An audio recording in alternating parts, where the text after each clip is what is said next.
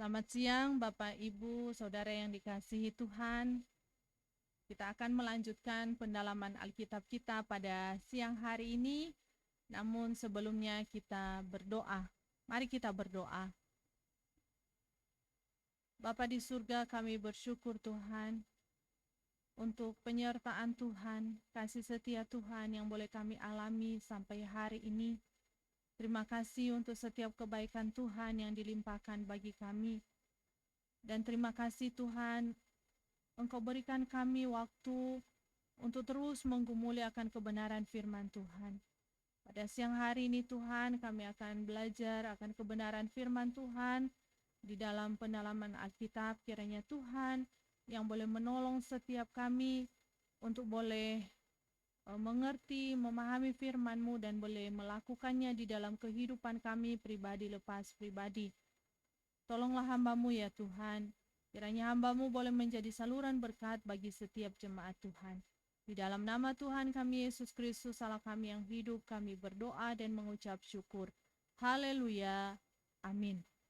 Selamat siang Bapak Ibu Saudara yang dikasihi Tuhan. Pada saat ini kita akan melanjutkan pendalaman Alkitab kita yang terambil di dalam Amsal pasal yang ke-7 ayat yang pertama sampai ayatnya yang ke-27. Saya akan bacakan untuk kita semua. Demikian firman Tuhan. Hai anakku, berpeganglah pada perkataanku dan simpanlah perintahku dalam hatimu. Berpeganglah pada perintahku dan engkau akan hidup. Simpanlah ajaranku seperti biji matamu. Tambatkanlah semuanya itu pada jarimu dan tulislah itu pada loh hatimu. Katakanlah kepada hikmat, engkaulah saudaraku, dan sebutkanlah pengertian itu sanakmu, supaya engkau dilindunginya terhadap perempuan jalang, terhadap perempuan asing yang licin perkataannya. Karena ketika suatu waktu aku melihat-lihat dari kisi-kisiku dari jendela rumahku, kulihat di antara yang tak berpengalaman, kudapati di antara anak-anak muda seorang teruna yang tidak berakal budi, yang menyeberang dekat sudut jalan, lalu melangkah menuju rumah perempuan semacam itu. Pada waktu senja, pada petang hari, di malam yang gelap, maka datanglah menyongsong dia seorang perempuan berpakaian sundal dengan hati licik, cerewet dan lihat perempuan ini. Kakinya tak dapat tenang di rumah. Sebentar ia di jalan dan sebentar di lapangan. Dekat setiap tikungan ia menghadang. Lalu dipegangnyalah orang teruna itu dan diciumnya. Dengan muka tanpa malu berkatalah ia kepadanya, aku harus mempersembahkan korban keselamatan, dan pada hari ini telah kubayar nazarku. Itulah sebabnya aku keluar menyongsong engkau, untuk mencari engkau, dan sekarang kudapatkan. Telah kubentangkan permadani di atas tempat tidurku, kain lenan beraneka warna dari Mesir. Pembaringanku telah kutaburi dengan mur, gaharu, dan kayu manis. Marilah kita memuaskan birahi hingga pagi hari dan bersama-sama menikmati asmara. Karena suamiku tidak di rumah, ia sedang dalam perjalanan jauh. Sekantong uang dibawanya, ia baru pulang menjelang bulan purnama. Ia merayu orang muda itu dengan berbagai-bagai bujukan. Dengan kelicinan bibir ia menggodanya. Maka tiba-tiba orang muda itu mengikuti dia seperti lembu yang dibawa ke pejagalan dan seperti orang bodoh yang terbelenggu untuk dihukum. Sampai anak panah menembus hatinya, seperti burung dengan cepat menuju perangkap, dengan tidak sadar bahwa hidupnya terancam. Oleh sebab itu, hai anak-anak, dengarkanlah aku. Perhatikanlah perkataan mulutku. Janganlah hatimu membelok ke jalan-jalan perempuan itu, dan janganlah menyesatkan dirimu di jalan-jalannya, karena banyaklah orang yang gugur ditewaskannya. Sangat besarlah jumlah orang yang dibunuhnya. Rumahnya adalah jalan ke dunia orang mati yang menurun ke ruangan maut. Demikian sejauh pembacaan firman Tuhan. Bapak Ibu Saudara yang dikasihi Tuhan, kalau kita boleh melihat di dalam bagian ini, Salomo memberikan kita berbagai-bagai nasihat, ya, berbagai-bagai nasihat bagaimana beberapa bagian ini di dalam pasal yang ke-20, pasal yang ke-7 ini, ayat yang pertama sampai ayat yang ke-27 ini dibagi dalam beberapa bagian, ya. Kalau kita boleh melihat di dalam ayat yang pertama sampai ayat yang kelima, bagaimana di dalam bagian kebenaran firman Tuhan ini boleh memperingatkan setiap orang-orang muda, setiap anak-anak Tuhan di dalam seputar hawa nafsu. Kalau kita boleh melihat bagaimana bagian ini berbicara mengenai masalah kedagingan, ya. Masalah kedagingan. Bagaimana setiap orang, setiap umat Tuhan, setiap anak Tuhan, orang muda untuk boleh melawan hawa nafsu daripada kedagingan itu, bahwa kita harus mengambil sebuah komitmen, ya, komitmen yang teguh kepada apa? Kepada segala yang dinyatakan dengan benar oleh firman Tuhan, ya. Bagaimana setiap orang yang percaya pikirannya dibimbing oleh firman Tuhan.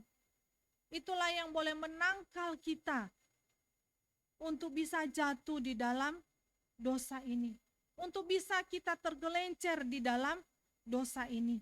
Bagaimana kita bisa melawannya, Bapak Ibu Saudara?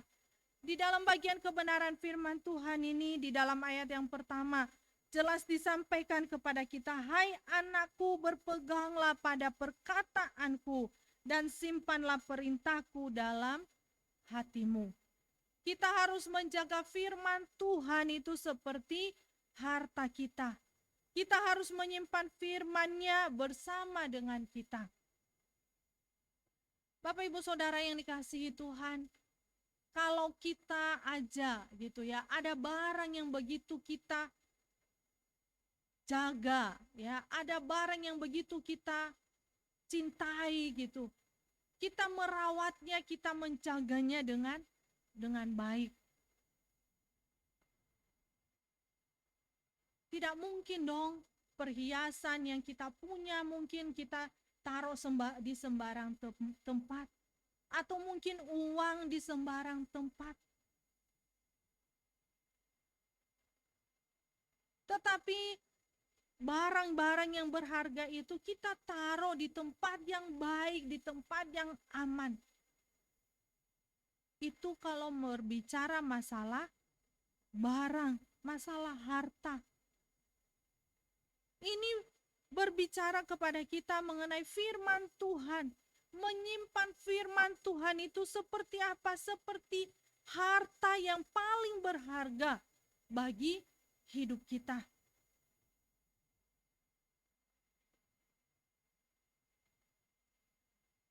Menjaga seperti harta yang berharga.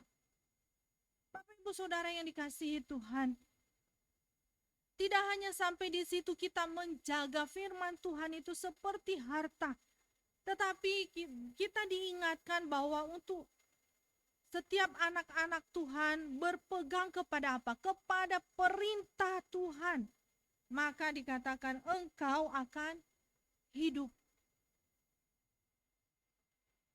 Firman Tuhan adalah standar daripada kehidupan setiap anak-anak Tuhan. Mungkin ada banyak buku yang kita baca, ya. Buku motivasi, buku segala macamnya kita baca. Tetapi standar yang penting bagi hidup kita dikatakan adalah firman Tuhan. Berpeganglah pada perintahku dan engkau akan hidup. Bapak Ibu Saudara yang dikasihi Tuhan,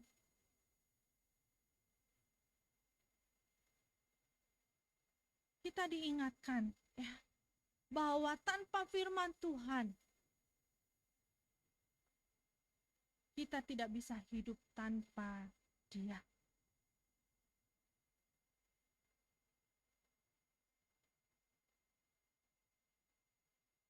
Hal yang berikutnya yang kita boleh belajar Bapak Ibu Saudara di dalam ayat yang kedua. Di sana dikatakan ayat yang kedua B. Simpanlah ajaranku seperti biji matamu.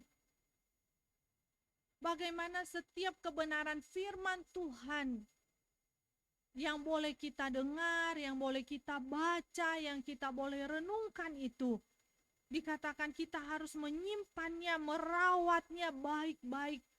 Seperti apa? Seperti biji mata.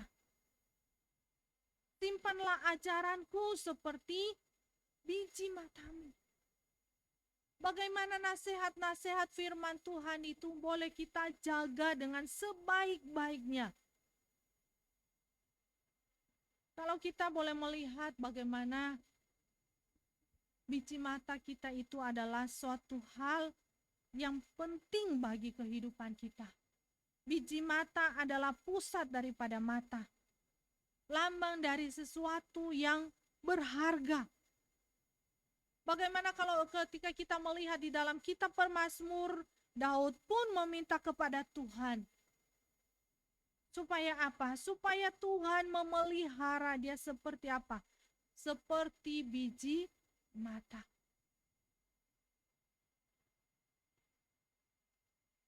Agar Daud boleh hidup ya di dalam pandangan Tuhan, agar Daud boleh hidup di dalam terang Tuhan. Bapak Ibu Saudara yang dikasihi Tuhan, hukum-hukum Tuhan itu adalah terang yang menerangi setiap langkah kita. Jika hukum itu ada di dalam hati kita, jika firman Tuhan itu ada di dalam hati kita, ia akan menjadi mata jiwa kita. Ia yang boleh menerangi akan kehidupan setiap kita. Bapak Ibu Saudara yang dikasihi Tuhan, kita boleh diberikan berbagai gambaran bagaimana setiap anak Tuhan, orang muda, orang percaya, ya, diberikan berbagai gambaran kepada kita. Kita harus menjaga firman Tuhan itu seperti kita menjaga biji mata kita. Tidak hanya berhenti sampai di situ, tetapi dikatakan di dalam ayat yang ketiga, gitu ya. Tambatkanlah itu semuanya pada jarimu dan tulislah itu pada loh hatimu.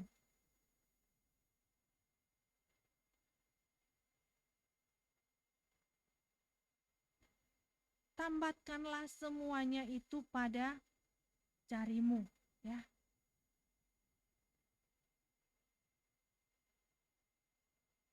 Ini boleh mengingatkan kita di dalam sebuah tafsiran mengatakan bahwa pakailah itu sebagai cincin perkawinanmu, sebagai lambang perkawinanmu dengan Tuhan. Pandanglah firman Tuhan sebagai sesuatu yang memberikan kehormatan kepadamu, sebagai panci martabatmu.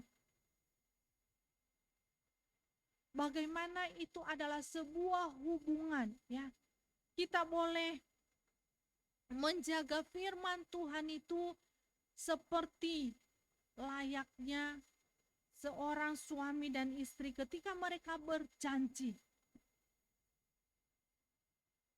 Menjaganya, menjaga pernikahan itu dengan sebaik-baiknya.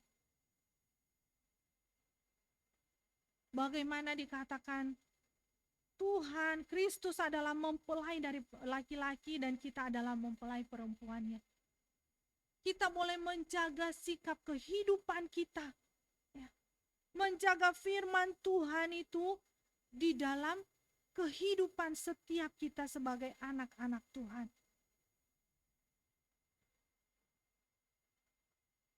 Bapak Ibu Saudara yang dikasihi Tuhan,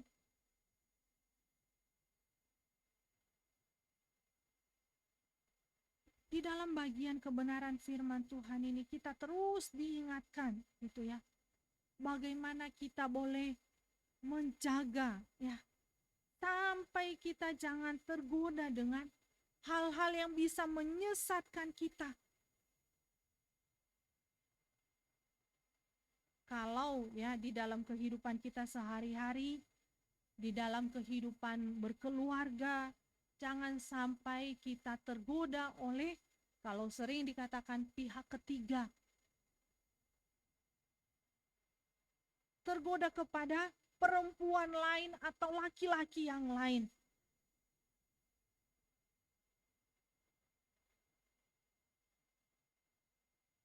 Firman Tuhan itu dikatakan, tulislah pada loh hatimu. Tuliskan di dalam hatimu. Berarti firman Tuhan itu yang terus mengingatkan kita. Ya. Kita terus mengakrabkan diri dengan firman Tuhan. Kita meminta nasihat dan pertimbangan melalui apa? Melalui firman Tuhan. Bagaimana kita bersikap, bagaimana kita hidup, bagaimana kita berpikir, bagaimana kita bertutur. Semuanya kita boleh lihat di dalam firman Tuhan. Itulah yang boleh menuntun setiap kita. Tuliskan itu pada loh hatimu. Bapak Ibu Saudara yang dikasihi Tuhan. Karena apa? Ketika firman Tuhan itu yang terus menggema di dalam kehidupan kita, di dalam hati kita, dikatakan di dalam ayat yang kelima, supaya engkau dilindunginya terhadap perempuan jalang, terhadap perempuan asing yang licin perkataannya.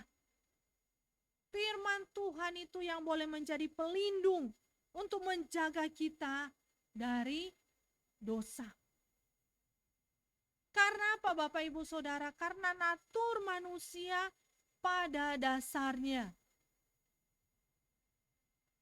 ingin melakukan semua hal yang menyukakan hatinya, yang menyenangkan hatinya, yang dia sukai, yang dia senangi. Itulah natur manusia berdosa. Maka di dalam bagian ini dikatakan bahwa firman Tuhan itu akan melindungi engkau terhadap apa? Terhadap perempuan jalang, terhadap perempuan asing. Karena apa? Karena betapa ngerinya, dikatakan apa? Dosa itu. Sehingga ketika firman Tuhan itu ada di dalam hati setiap kita, dan ada sebuah tekad untuk apa? Untuk melawan dosa itu. Kalau kita melawan dengan kekuatan kita sendiri, mustahil Bapak Ibu Saudara. Yang pada akhirnya kita akan jatuh. Tetapi kita percaya bahwa kita dimampukan oleh apa? Oleh Roh Kudus yang terus bekerja, mengingatkan kita. Supaya apa? Supaya kita boleh menghindari akan dosa itu. Kita boleh melawan akan dosa itu dan segala keinginannya. Bapak Ibu Saudara yang dikasihi Tuhan, lalu kita boleh melihat bagaimana di dalam bagian selanjutnya, di dalam ayat yang ke-6 sampai ayat yang ke-9 gitu ya. Bagaimana diberikan sebuah gambaran bagi kita gitu ya. Kisah seorang muda yang tidak berpengalaman, atau di bagian lain dikatakan kisah orang muda yang bodoh. Di dalam ayat yang ke-6 sampai ayat yang ke-9. Bagaimana dikatakan pemuda ini begitu ya, begitu hancur. Bahkan benar-benar hancur oleh apa? Oleh rayuan daripada wanita sundal. Bagaimana orang muda ini dikatakan dia seorang teruna yang tidak berakal budi. Dia seorang yang cakap ya, secara cakap gitu ya. Tetapi dia tidak berakal budi. Dia tidak berpengalaman. Bapak Ibu Saudara yang dikasihi Tuhan, kita tahu bagaimana di dalam 2 Timotius pun kita terus diingatkan ya, bahwa hawa nafsu kedagingan disebut sebagai nafsu orang muda ya. Hal ini bukan untuk membuat lebih lunak atau membuat lebih ringan sebagai kenakalan daripada anak muda. Dan oleh sebab itu dapat dimaafkan, melainkan terlebih untuk memperberatnya sebagai sesuatu yang dirampas dari Tuhan, yaitu waktu kita yang pertama dan terbaik ya. Bagaimana dikatakan bahwa masa muda adalah masa-masa yang begitu berharga Bapak Ibu Saudara. Setiap anak muda memiliki begitu banyak waktu, memiliki begitu banyak kesempatan. Untuk apa? Untuk memberi yang terbaik. Ketika di dalam sebuah pekerjaan, ya. Kalau dikatakan masa muda, masa-masa yang berkualitas di dalam kehidupan. Bukan berarti Bapak Ibu Saudara ketika usia tua pun tidak berkualitas, tidak demikian. Tetapi dikatakan masa muda, masa yang penuh energi untuk melakukan sesuatu yang terbaik. Tetapi kita boleh melihat bagaimana begitu banyak ya anak-anak muda sekarang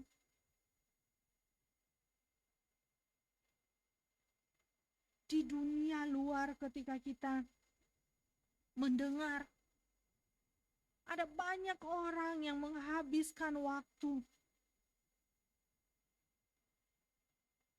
bukan untuk melakukan pekerjaan yang terbaik mereka, tetapi kadangkala mereka lebih menyukai apa yang menyenangkan hati mereka. Bisa itu narkotika, bisa itu dugem, bisa itu seks bebas.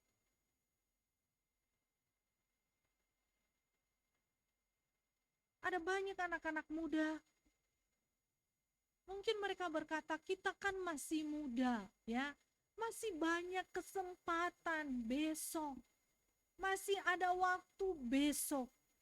Ya, kalau ada waktu besok untuk bertobat, untuk melakukan yang terbaik. Bapak Ibu Saudara yang dikasihi Tuhan,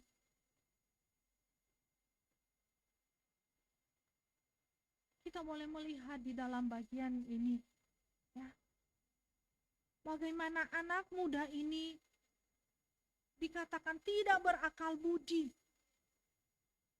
Karena apa? Dia pergi ke dunia tanpa dibekali oleh hikmat dan takut akan Tuhan yang seharusnya.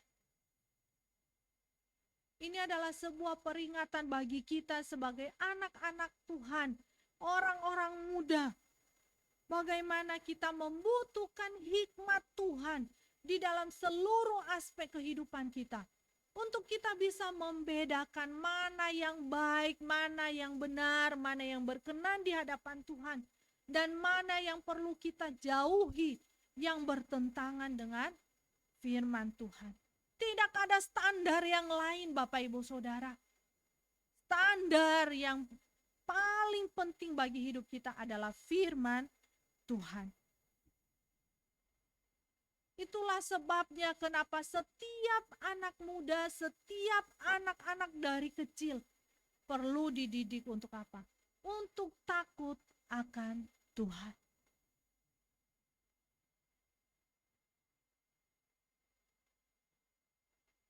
Bapak Ibu Saudara yang dikasihi Tuhan, kalau kita boleh melihat bagaimana orang muda ini tidak berpengalaman gitu ya, tidak berakal budi, tidak takut akan Tuhan. Dan dikatakan di dalam ayat yang ke-8, orang muda ini menuju ya, melangkah menuju rumah daripada perempuan itu.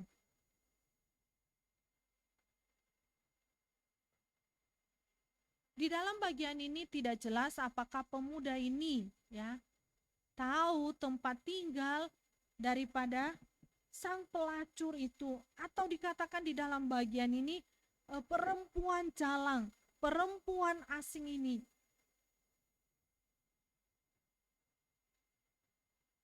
Atau hanya sekedar dia lewat di depan rumahnya. Ya. Mungkin anak muda ini tahu setiap kebiasaan daripada perempuan itu. Ya. Kehadiran perempuan pemuda ini dan kerinduan daripada wanita, dikatakan wanita pelacur itu untuk mengambil keuntungan.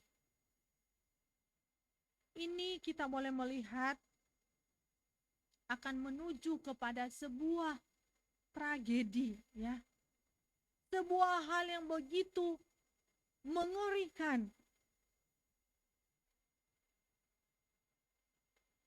Kita diingatkan Bapak Ibu Saudara, bagaimana laki-laki muda ini dia berjalan ya menuju kepada rumah perempuan itu.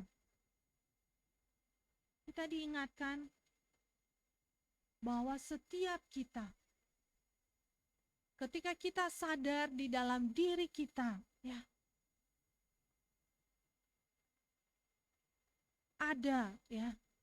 ada kelemahan terhadap dosa tertentu, kita diingatkan apa? Menjauhlah. Bukan lari mendekat, tetapi lari menjauh daripadanya.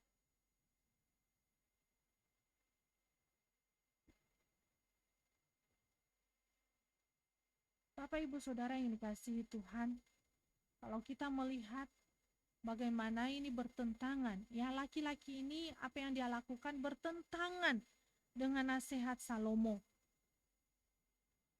Di dalam pasal yang ke-5 ayat yang ke-8 kitab Amsal. Janganlah menghampiri pintu rumahnya.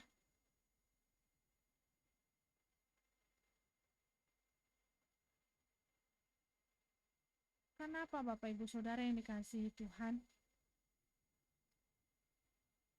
Itu akan menjadi sebuah jebakan bagi kita, ya. Di dalam bagian-bagian kebenaran firman Tuhan ini, bagaimana di dalam sebuah buku yang di sana dikatakan bagaimana bila kita tidak mempunyai sesuatu untuk dikerjakan, maka iblis dengan cepat akan mendapatkan sesuatu untuk kita kerjakan. Kita harus berjaga-jaga, bukan hanya terhadap hari-hari yang santai, melainkan juga malam-malam yang dijalani tanpa kegiatan. Bapak Ibu Saudara yang dikasihi Tuhan, hal itu dituliskan di dalam ayat yang ke-9, ya. Ayat yang ke-9. Pada waktu senja, pada petang hari, di malam yang gelap, maka datanglah menyongsong dia seorang perempuan berpakaian sundal dengan hati yang licik.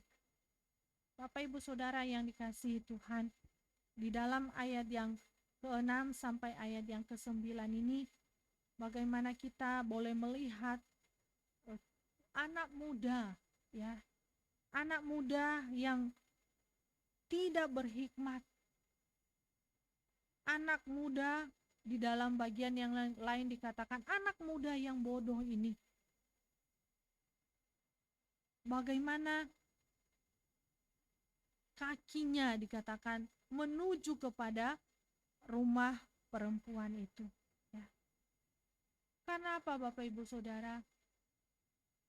Manusia itu lebih menyukai, lebih kadang-kala diingatkan kepada kita. Seringkali manusia itu menjauhi yang namanya terang. Ya. Lebih suka kepada apa? Lebih suka kepada yang gelap.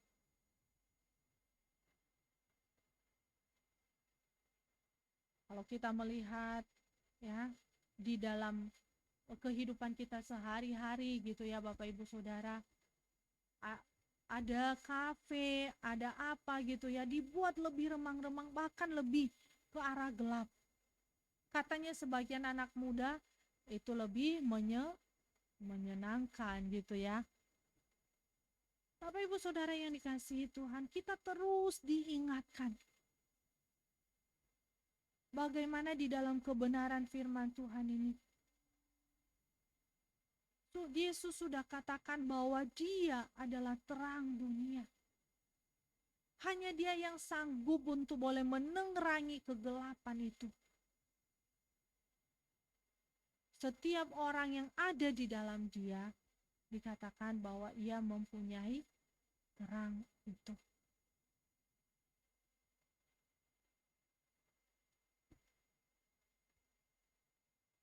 Bapak Ibu Saudara yang dikasihi Tuhan, di dalam bagian berikutnya kita akan melihat bagaimana anak muda ini ya memang di dalam kehidupan kita tidak bisa menghindari akan hal-hal yang mungkin bisa aja terjadi, hal-hal yang buruk bisa aja terjadi di dalam kehidupan kita. Namun kita boleh melihat Bapak Ibu Saudara bagaimana di dalam bagian ini teruna ini, anak muda ini sudah mulai apa? Sudah mulai tergoda, sudah mulai terjebak di dalamnya. Bagaimana dikatakan di dalam firman Tuhan, ketika dia mendatangi daripada perempuan itu adalah istri, ya. Istri daripada seseorang. Ia bukan seorang pelacur biasa, sebab ia adalah istri orang. Ayat yang ke-19 dituliskan kepada kita. Kalau kita boleh melihat mungkin perempuan ini ya, dari yang kelihatan, dari yang tampak di depan gitu ya. Mungkin aja Bapak Ibu Saudara dia tidak membuat nama suaminya jelek di lingkungan di mana dia tinggal gitu ya. Mungkin mereka punya nama baik di antara tetangga-tetangga mereka. Tidak dicurigai melakukan kejahatan gitu ya. Namun kita boleh melihat bagaimana seorang perempuan, seorang istri dikatakan pada waktu suaminya pergi jauh, ia melakukan perbuatan yang begitu menjijikan. Dia berbuat lancang. Dikatakan dia berpakaian seperti seorang pelacur dan menghampiri pemuda ini. Bagaimana wanita ini memiliki berbagai macam cara. Supaya apa? Supaya maksudnya, supaya tujuannya, supaya keinginannya ini bisa tercapai. Luar biasa Bapak Ibu Saudara, bujuk rayunya.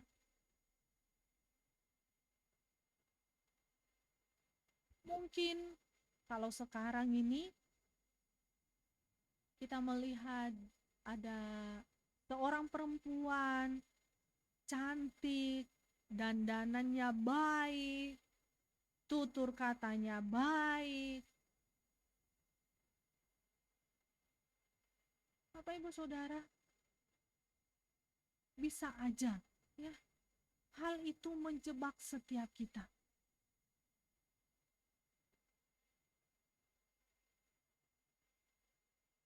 Dikatakan di dalam bagian kebenaran firman Tuhan ini,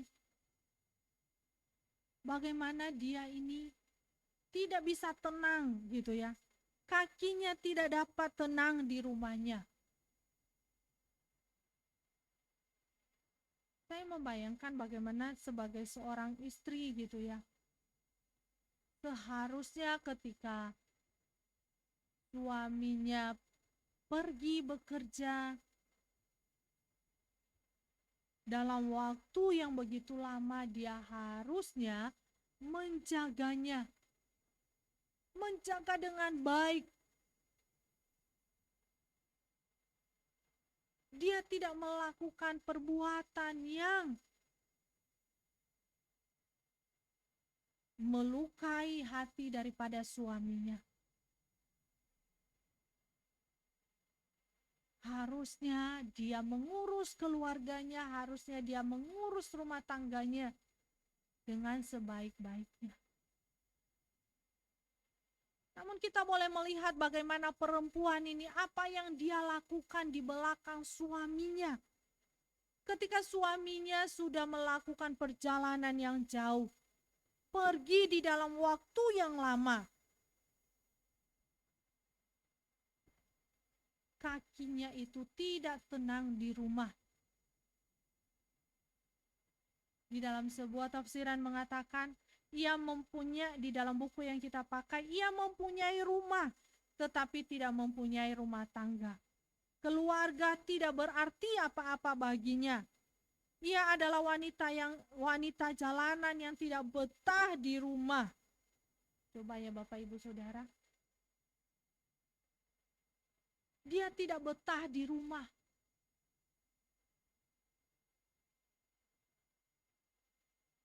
Dia pengen melakukan apa yang menyenangkan hatinya. Dia tidak bisa menjaga harga diri daripada suaminya.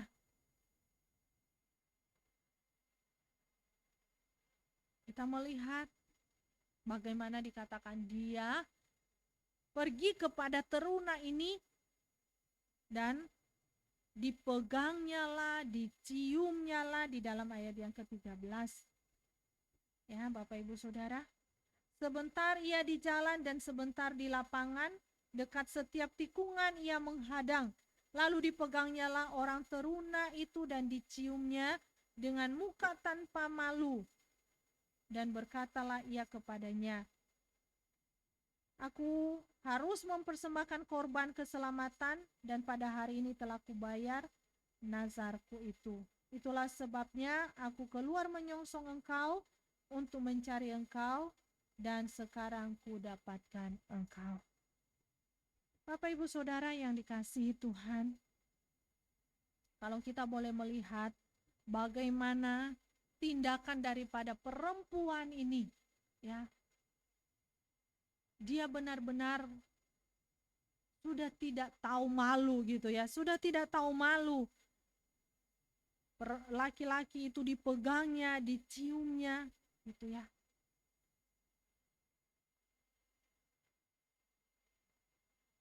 Dan dengan penuh, dikatakan dengan penuh hawa nafsu dia menggoda orang muda ini.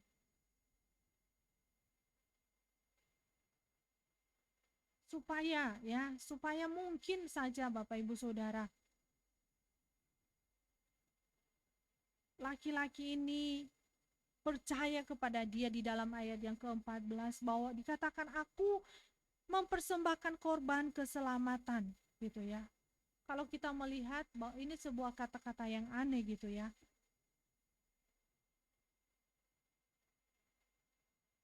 Karena pada masa itu ketika mereka memberi korban keselamatan itu sebagian dimakan oleh orang yang memberi atau orang yang mempersembahkan daripada korban itu ya. Mungkin dia merasa bahwa setelah aku mempersembahkan korban itu tidak menjadi masalah aku melakukan hal yang salah gitu ya. Dia menutupi gitu ya. Dia seakan-akan menutupi dengan memakai embel-embel memberi persembahan korban gitu ya. Mempersembahkan korban keselamatan. Wanita itu kalau kita melihat itu tidak bermaksud menyatakan bahwa dirinya baru saja beribadah. Sebaliknya, dia sedang memikat sang pemuda ini. Ya. Mungkin dia berkata bahwa semuanya akan aman ya setelah memberi korban persembahan gitu ya. Tidak ada orang yang tahu, siapapun tidak ada yang tahu gitu ya. Karena apa? Di lingkungan mungkin suaminya dikenal dengan orang yang baik terhadap tetangga, punya nama baik terhadap lingkungan. Jadi perempuan ini berkata tidak ada yang curiga kok gitu ya. Tidak ada yang curiga. Tetapi Bapak Ibu Saudara, bagaimana kita melihat bahwa mungkin manusia sekitar tidak akan melihat hal yang menjijikan yang dia lakukan. Dia melacurkan diri gitu ya. Tetapi ada Tuhan yang melihatnya. Sehingga dikatakan dengan bujuk rayunya dia akhirnya laki-laki ini dikatakan tidur dengannya. Bukan hanya sampai di situ Bapak Ibu Saudara, tetapi dia sudah merancang, dia sudah merencanakan semuanya dengan sebaik-baiknya. Skenarionya itu sudah ditata dengan baik Bapak Ibu Saudara. Sampai dikatakan ia telah menyiapkan tempat tidur yang luar biasa. Kain lenan beraneka warna dari Mesir. Berbagai wewangian yang berbau harum.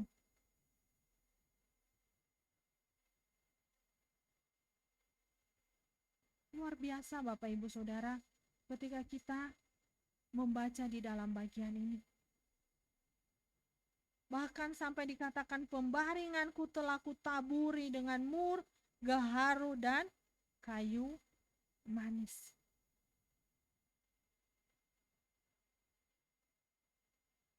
Bagaimana wanita ini ya berusaha, bukan hanya gitu ya Bapak Ibu Saudara, dikatakan dia memeluk gitu ya, bukan hanya mencium, tetapi dia merangsang daripada laki-laki ini dengan memakai rempah-rempah yang wangi gitu ya. Bagaimana wanita ini Bapak Ibu Saudara adalah seorang istri yang menyeleweng, yang menipu suaminya secara apa? Secara terang-terangan.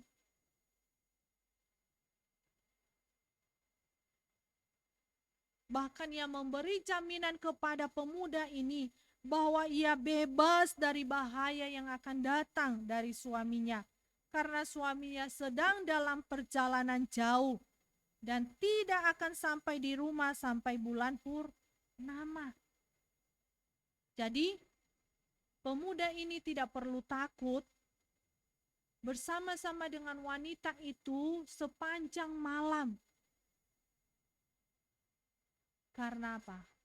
Suami daripada wanita ini tidak akan pulang. Bapak Ibu Saudara yang dikasihi Tuhan, kalau kita boleh melihat di dalam bagian kebenaran firman Tuhan ini, bagaimana dosa itu ya terus melakukan apa nantinya yang begitu menyakitkan hati Tuhan.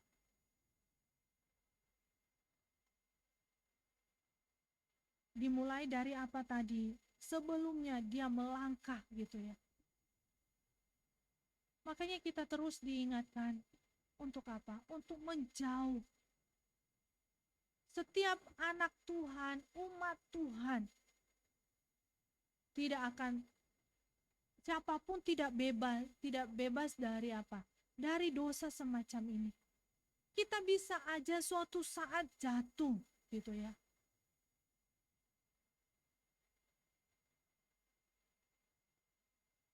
Baik masalah harta, masalah tahta, masalah wanita gitu ya Bapak Ibu Saudara. Kita bisa aja jatuh di dalamnya. Karena apa? Kita masih manusia yang hidup di dalam daging. Siapa sih gitu ya? Siapa sih yang tidak tergoda ketika melihat seseorang yang begitu cantik, yang begitu menawan, yang punya dandanan yang baik? Siapa sih yang tidak tergoda ketika melihat seorang pemuda yang ganteng, cakap, baik? Bisa aja Bapak Ibu Saudara. Ini boleh menjadi sebuah peringatan bagi kita sebagai anak-anak Tuhan. Dilanjutkan Bapak Ibu Saudara, tidak hanya berhenti sampai di situ. Tetapi di bagian lain di dalam ayat yang ke-21 sampai ayat yang ke-23, bagaimana kita boleh melihat bahwa wanita ini ya telah berhasil gitu ya. Keberhasilan daripada wanita ini untuk boleh merayu orang muda ini. Ia berhasil mencapai tujuannya. Perempuan ini telah berhasil mencapai tujuannya. Mungkin pada awalnya pemuda ini ragu, pemuda ini bimbang, pemuda ini khawatir. Ya, bisa aja dilihat oleh orang, dilihat oleh tetangga, dilihat oleh temannya.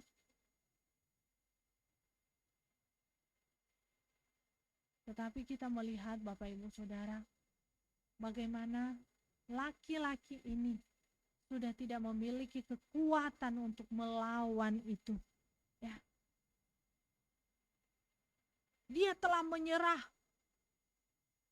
Dia mengikuti perempuan itu seperti apa? Seperti lembu yang dibawa ke pejagalan. Ya.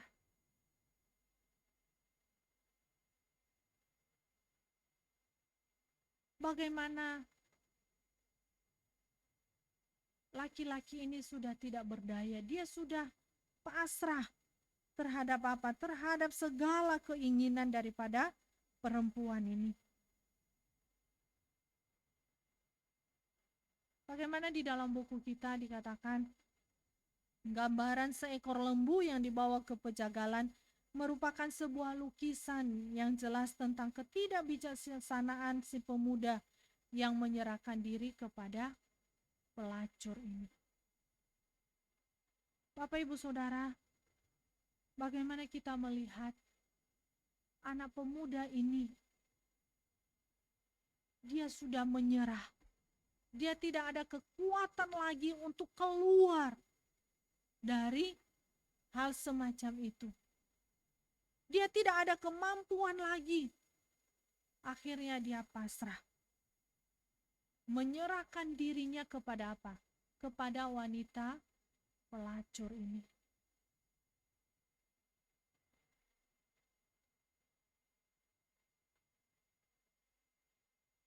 Bapak Ibu Saudara yang dikasihi Tuhan, laki-laki ini telah pasrah gitu ya.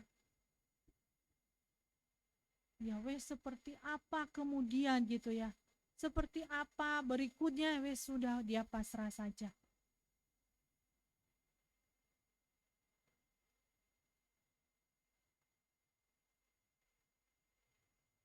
Bukan hanya gambaran ini seperti lembu dibawa ke pejagalan, tetapi diberikan sebuah gambaran bagaimana rusa ya, seperti rusa jatuh di dalam sebuah jerat atau seekor burung di dalam perangkap. Mungkin di dalam hati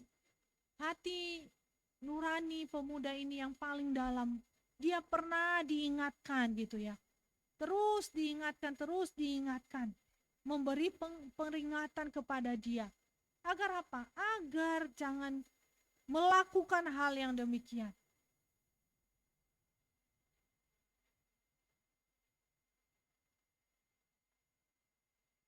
Melakukan hal yang menyakitkan hati Tuhan. Tetapi kita melihat bagaimana pemuda ini ya. Hati nurani pemuda ini tidak memperhatikan dengan serius gitu ya. Ia tidak memperhatikan dengan serius. Akibat dari apa? Dari perbuatan yang dia lakukan itu nantinya. Bapak Ibu Saudara yang dikasihi Tuhan, ini boleh menjadi sebuah peringatan bagi kita sebagai anak-anak Tuhan, orang-orang muda, bahwa hal ini sering dianggap sepele. Enggak kok gitu ya. Dimulai dari apa? Seringkali Bapak Ibu Saudara, kalau kita melihat ini bukan sebuah rahasia lagi bagaimana setiap orang bisa memiliki kesempatan untuk apa? Searching ya. Lewat YouTube, melihat video porno, melihat video-video yang benar-benar itu bisa membuat kita jatuh di dalam dosa.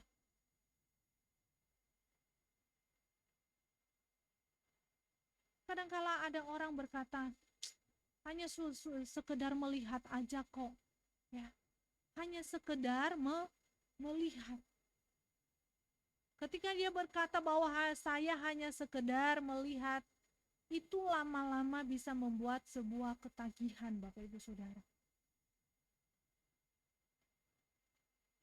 Dan itu bagi dia tidak menganggap bahwa, oh iya ya, itu salah.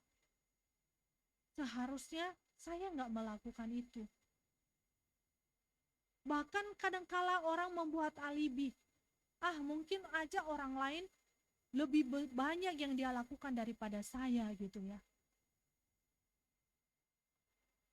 Saya mah nggak melakukan yang melakukan hubungan seksual dengan orang gitu ya. Iya Bapak Ibu Saudara. Katanya hanya nonton video seperti itu. Tetapi kita terus diingatkan ya. Bagaimana setiap orang percaya boleh menjaga kehidupan kita, kesucian hidup kita, kekudusan hidup kita di hadapan Tuhan. Kita terus diingatkan Bapak Ibu Saudara. Alkitab memberi contoh yang begitu jelas, yang begitu konkret bagi kita. Ada kok ketika mereka digoda, ketika mereka dikatakan Yusuf ini ya, digoda oleh istri Potifar. Pastilah saya membayangkan Bapak Ibu Saudara, istri Potifar seorang wanita cantik gitu ya. Yusuf juga dikatakan oleh Alkitab elok parasnya. Ya, dia orang yang ganteng gitu ya. Yusuf ketika ada ya bujuk rayu seperti itu, mungkin saja lingkungan sekitarnya tidak ada orang. Pastilah suaminya pergi keluar gitu ya. Potifarnya pergi ketika istrinya melakukan hal yang seperti ini. Bisa aja tidak ada orang. Mungkin bagi Yusuf, kan mumpung gak ada orang gitu ya.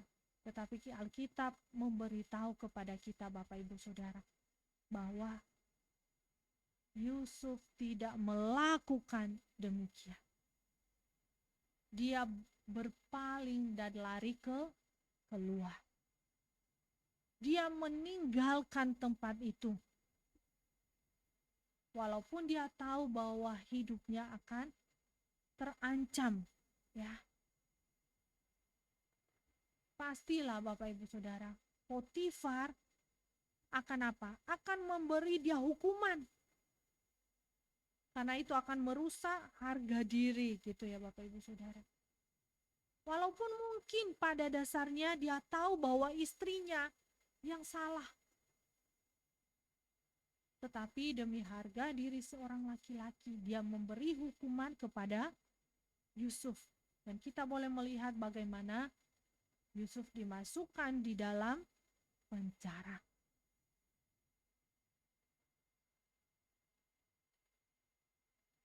Bapak Ibu Saudara yang dikasihi Tuhan, kita melihat bahwa laki-laki ini dia tidak sadar akan segala kesusahan, akan segala bahaya yang akan mengancamnya. Dia tidak tahu bahwa ia sedang melangkah menuju kepada kehancuran.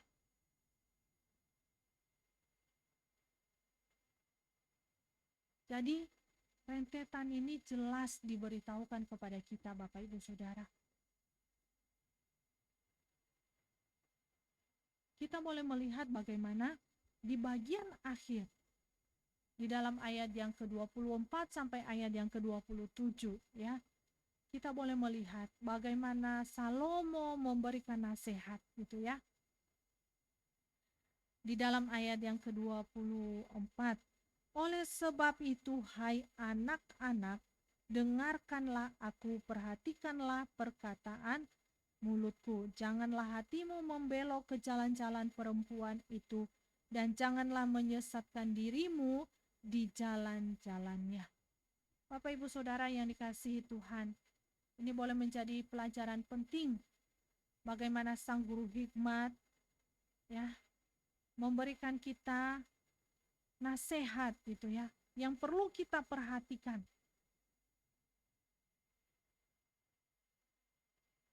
Perhatikan gitu ya, perhatikan perkataan mulutku. Ini merupakan sebuah nasihat yang terus digemakan bagi kita.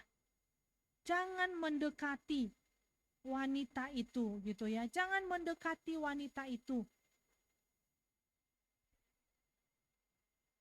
Jikalau kita menjauhkan diri dari keadaan yang berbahaya, maka kemungkinan kecil kita akan terkena bahaya. Itu ya Bapak Ibu Saudara.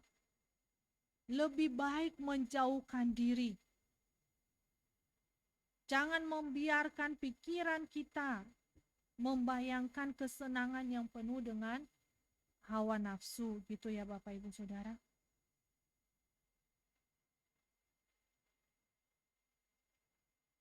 Bagaimana dikatakan bahwa telah banyak ya orang yang gugur, telah ditewaskan oleh ulah daripada perempuan ini. Sangat besar jumlah orang yang yang dibunuhnya.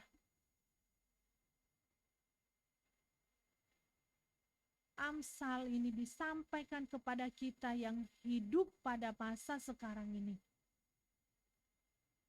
Berapa banyak orang yang mudah jatuh, bisa jatuh di dalam dosa ini. Masalah seksualitas, masalah seks. Orang mudah jatuh, orang bisa jatuh, Bapak Ibu Saudara. Tapi kita boleh melihat bagaimana dosa ini mendatangkan kesusahan, mendatangkan penyesalan, dan bahkan kematian. Ya, berapa banyak setelah terjadi hal-hal semacam itu di dalam keluarga, gitu ya. Seorang istri tanpa sepengetahuan suaminya, dia melakukan ya hal yang demikian. Suatu saat sakit, ketahuan gitu ya, mengidap penyakit HIV AIDS. Laki-laki juga demikian. Suatu saat bisa terkena penyakit. Bahkan dikatakan bisa membawa kematian. Ada penyesalan, ada rasa malu. Bapak Ibu Saudara yang dikasihi Tuhan, kita boleh melihat ini berlaku bagi zaman kita sekarang ini. Peringatan itu berlaku generasi kita sekarang ini. Salomo mengingatkan kita, ya, berapa banyak penyelewengan yang telah terjadi di dalam sebuah keluarga, gitu ya. Keluarga itu bisa hancur. Hati yang terluka tidak mudah untuk dipulihkan, Bapak Ibu Saudara. Mungkin dia berkata, aku sudah mengampunimu, aku sudah memaafkanmu. Tetapi luka itu ya tetap ada bekasnya. Ketika gelas jatuh, kita berusaha pun untuk melemnya, untuk merapikannya supaya utuh kembali. Bisa saja gelas itu akan menjadi utuh, Bapak Ibu Saudara. Tetapi ketika kita melihat ada keretakan yang terjadi di sana sini.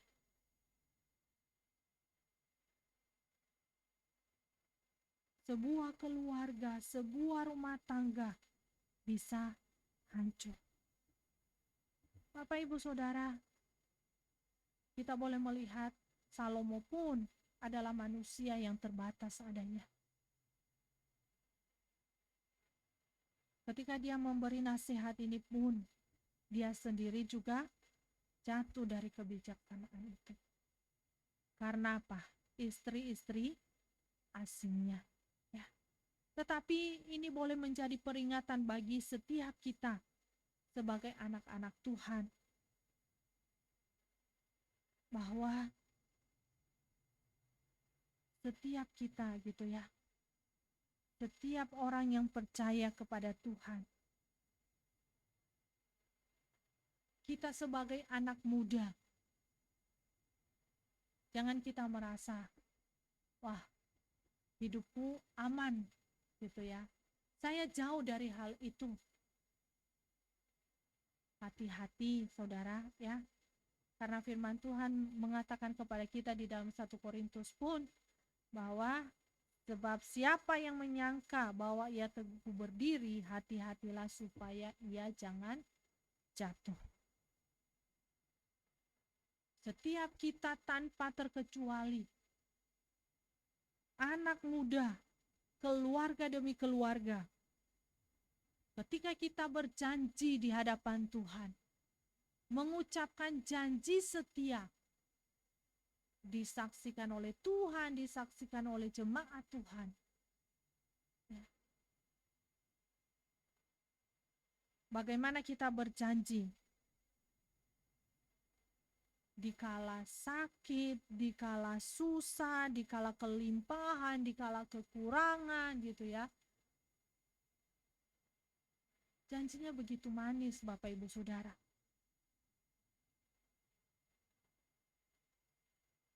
Apakah kita terus ya melakukannya di dalam kehidupan kita, di tengah-tengah keluarga kita? Orang yang setia kepada janji pernikahan melalui iman dan saling percaya akan menikmati kehidupan yang sehat, baik mental, rohani, dan fisik. Bapak Ibu Saudara yang dikasihi Tuhan, kita tahu bahwa ketika kita hidup di dalam rel, di dalam jalan, dalam setiap keluarga yang Tuhan berikan bagi kita, segala kelebihan, segala kekurangan, segala keistimewaannya, apapun dia, ketika kita berkomitmen berjanji di hadapan Tuhan, setia sampai akhir, kita boleh menjalaninya di dalam iman dan pengharapan kita bersama kepada Kristus yang memberikan kita kehidupan. Di dalam kehidupan ini, Tuhan memberikan kita dua pilihan. Dikatakan di dalam Ulangan pasal yang ke-30, ya. Pilihan itu hidup atau mati. Ketika engkau taat, engkau akan diberkati oleh Tuhan. Dan ketika engkau tidak taat, engkau akan menerima hukuman. Saya percaya bahwa setiap kita akan memilih untuk taat, untuk menikmati akan kehidupan yang baik, yang penuh dengan sukacita, yang penuh dengan damai sejahtera. Bukan tidak selamanya Bapak Ibu Saudara bahwa kita hidup di dalam kelimpahan. Tetapi kadangkala kita boleh mengalami berbagai pergumulan tantangan kehidupan. Suka duka kita alami. Namun kita boleh tetap menjaga hati kita. Menjaga iman kita. Ini boleh menjadi sebuah gambaran peringatan bagi kita. Baik anak-anak muda, baik setiap keluarga yang sudah kita bina, ya, keluarga-keluarga yang sudah kita bina. Mungkin di dalamnya ada anak-anak yang Tuhan anugerahkan bagi kita, bahkan mungkin sampai cucu. Kita boleh menjaganya. Setia terhadap apa? Terhadap pasangan yang Tuhan telah berikan bagi kita. Sampai apa? Sampai maut memisahkan kita. Berpeganglah teguh kepada apa? Kepada firman Tuhan. Karena firman Tuhan yang menuntun kita kepada terang, yang menuntun kehidupan kita kepada apa yang Tuhan mau, yang Tuhan kehendaki untuk kita boleh lakukan. Tuhan boleh menolong dan memberkati setiap kita. Amin. Kita berdoa. Tuhan, kami bersyukur pada siang hari ini Engkau telah menyapa kami melalui kebenaran firman-Mu. Tolonglah kami Tuhan, setiap anak-anak Tuhan, orang-orang muda, keluarga demi keluarga, kami boleh menjaga kekudusan hidup kami, menjaga keutuhan pernikahan rumah tangga kami masing-masing. Mungkin ada banyak godaan di sekitar kami yang bisa menjatuhkan kami ya Tuhan, yang bisa merusak akan kehidupan keluarga kami masing-masing. Namun tolonglah kami, Roh Kudus-Mu yang terus memampukan kami untuk boleh menjaga keutuhan daripada keluarga kami masing-masing di dalam terang firman Tuhan. Di dalam nama Tuhan kami Yesus Kristus kami berdoa. Amin.